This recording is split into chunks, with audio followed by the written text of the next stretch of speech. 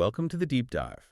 Today, we're really aiming to get you that insider perspective on the Grand Egyptian Museum, the GEM. We looked through a ton of sources you sent about its design, the artifacts, and just the sheer effort involved. Yeah, I mean, it's kind of mind-blowing. Over $1 billion, more than 20 years. 20 years, through all sorts of delays, revolution. Exactly. And that scale, 500,000 square meter, it's huge.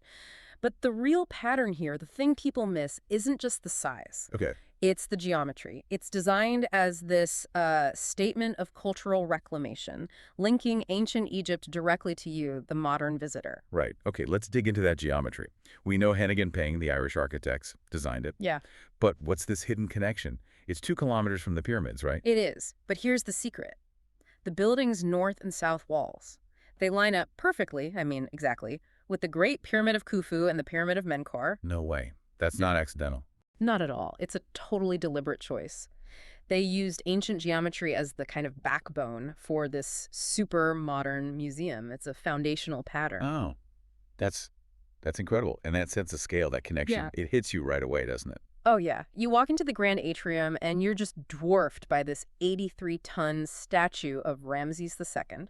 It's about 30 feet tall. 83 tons. Uh-huh. And then look down near the entrance. There's this glass floor, and you can see the world's only suspended obelisk right beneath you. See the pharaoh's name? The cartouche? That's quite the welcome.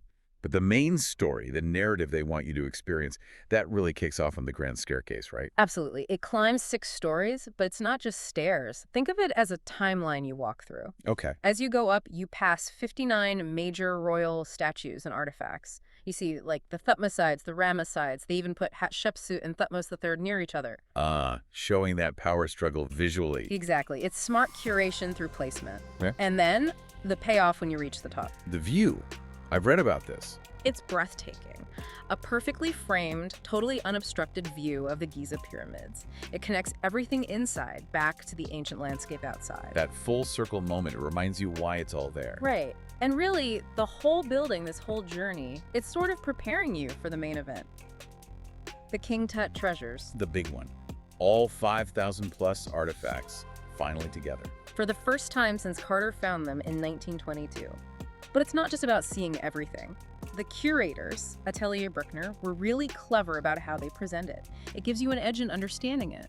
How so? How do you manage that much gold, basically, without it just becoming overwhelming?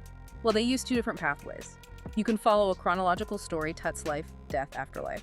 Or you can take a forensic approach, starting with Carter's discovery and working backwards. Interesting, 2 ways in. But here's the real aha moment detail, the thing that makes it click. To give you a sense of scale for all that treasure, they built a full-scale reconstruction of Tutankhamun's actual tomb. Wait, the entire tomb to scale? Uh-huh. And the revelation, you see that all 5,000 objects, all that unbelievable wealth, came out of a space about the size of a small studio apartment. Oh, wow. Okay, that immediately grounds it. That makes the discovery tangible. Exactly. It's that piece of context that changes how you see everything else. Okay, now for the really actionable intelligence, the part that gives you, the listener, an advantage. Navigating the opening. It's been confusing, right? Different dates floating around. Very confusing. Some sources say July 2025, others November 4th, 2025 for the full public opening. But here's the critical detail you need to watch for. The GEM is scheduled to close completely between October 15th and November 3rd, 2025. Closed? Why that? That's the window for the final preparations, moving the last key pieces. We're talking probably King Tut's golden mask, moving from the old museum in Tahrir. So if you're planning a trip around then, you need to be really careful. Crucial timing. If your trip falls in that late October window, or if there are more delays, you absolutely need a plan B.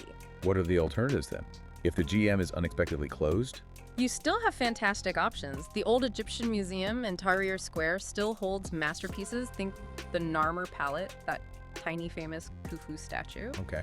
And then there's the National Museum of Egyptian Civilization, the NMEC. That's where the 22 royal mummies are now, including Ramses the Great himself. So the treasures are spread out strategically.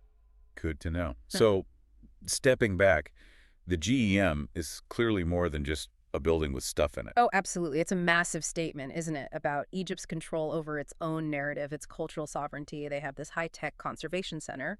It's proof they can protect and present their own, 7,000-year history. Right. It feels like it's positioned not just physically near the pyramids, but right in the global spotlight. It really is. Which brings us to the final thought, something for you to consider. How will having all 5,000 Tutankhamun artifacts finally visible in one place, framed by that view of the pyramids, how will that fundamentally change the emotional impact of King Tut's story for everyone who visits from now on?